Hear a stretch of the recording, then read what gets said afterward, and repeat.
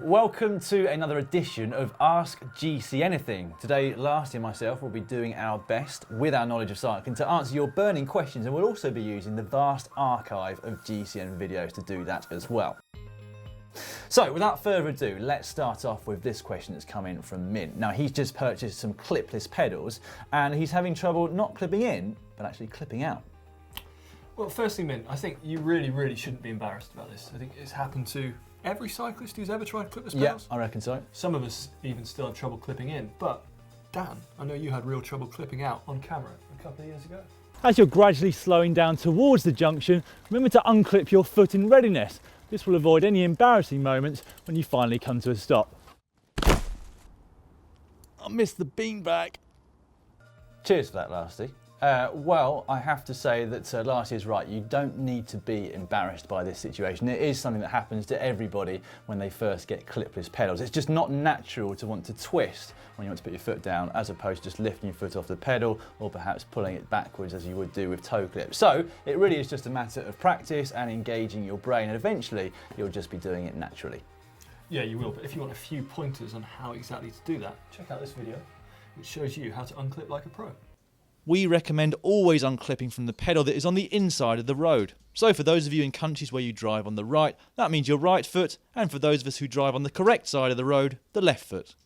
If there's a curb next to the road, stop near to it so that you can place your foot on top of it. This should enable you to remain seated whilst you wait for the lights to turn green.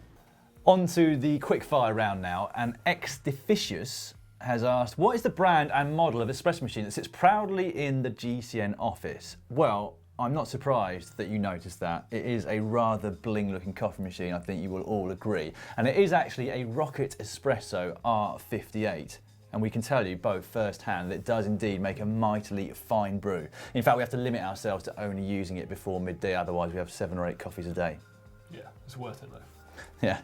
Right, Zambula Wiggy Wiggy, possibly the best name we've ever had here on GCN, says, I want some advice basically because he's got some eyesight problems and he can't really decide between wearing glasses whilst he's out on the bike, prescription sunglasses, or indeed trying to use contact lenses with normal shades over the top. I personally don't need to use prescription glasses at the moment, but Lasty does, so maybe you can answer.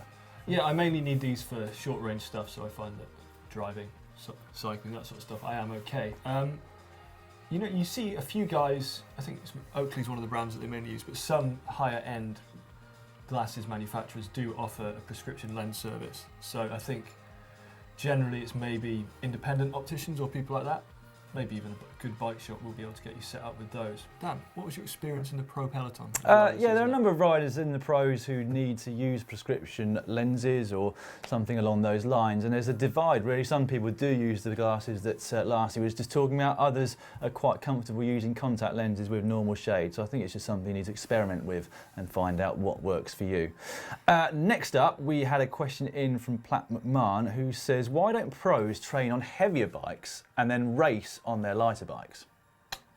Well, I would say, Dan, there's not really a benefit to training on a heavier bike, especially if you're training with power. Your specialist subject, of course, because a watt is a watt, as they say. Yeah, basically whatever you're doing at any one time is the same on a light bike versus a heavier bike. You're just going faster for the same power on a lighter bike. Yeah, exactly. And for me personally, I'd always choose the lighter bike just because they're nicer to ride, although there could be a benefit to riding a heavier bike if you're riding with a group and you're a little faster than them, or if you just want to make your local short climb last a bit longer.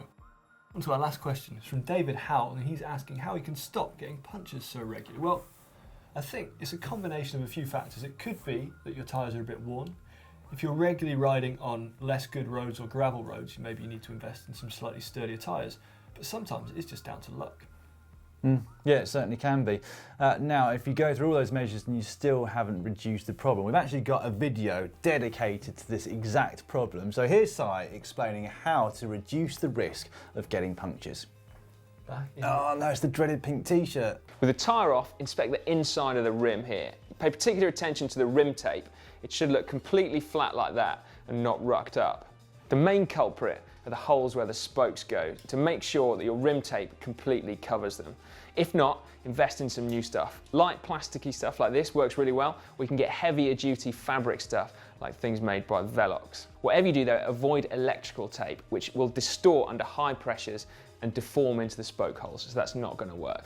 Well, that wraps up another edition of Ask GC Anything. If you would like to ask us any questions ready for next week's show, and all you've got to do is leave them in the comment section just down below, or there is the hashtag TalkBack, which should be on the screen somewhere now, that you can use on social media. In the meantime, if you click just up there, you'll see me explaining how to prevent getting numb in the saddle area.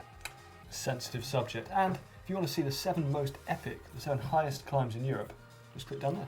Yeah, or you might wish to subscribe to GCN, and you should know it's absolutely free, and all you've got to do is click on the GCN globe, which is around this area here somewhere.